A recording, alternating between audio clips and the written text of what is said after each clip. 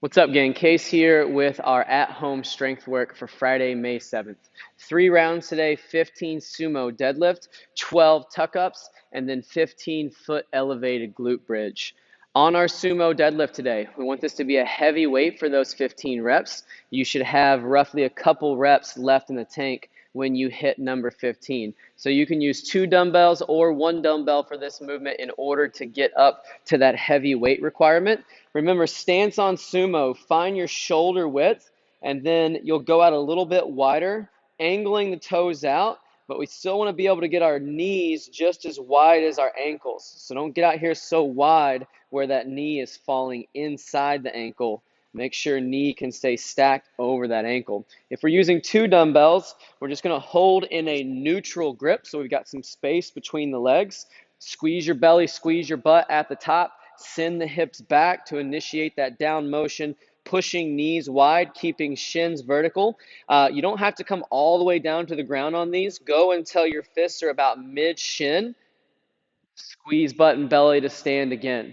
Keep those dumbbells close to your center of gravity. Make sure that we're keeping our belly tight so we're not putting extra pressure on our low back. Make sure we're not rounding out, keeping those shoulders pulled back flat, belly tight. Push the heels through the ground to stand. If you're using 1 dumbbell today, you can hold 1 head in each hand, or you can hold by that top head. If you want to use that ground as a target, if you're holding by that top head, it is going to shorten up your range of motion just a bit. From there, we've got 12 tuck-ups, showing control on this movement. So we're going to pause at the bottom for 1 second and pause at the top for 1 second on each rep.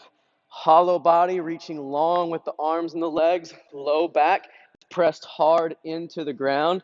Explode up to your balance position. Shoulders are just as high as the knees, heels off the ground, hands off the legs and ground. Hold at the top for a second. Get long, hold at the bottom for a second, working on showing control in those end positions. Finishing up with 15 feet elevated glute bridges. Find something that's about a foot to 14 inches high. Plant your foot right on the edge of that object so that as you drive up, those toes can actually rotate down towards the ground just a bit. Palms facing up. When we come back down to the ground, don't let your low back touch. Stop about an inch off the ground and then drive back up. Squeezing belly and butt at the top so that we're not arching our back. We want to keep that rib cage pulled down.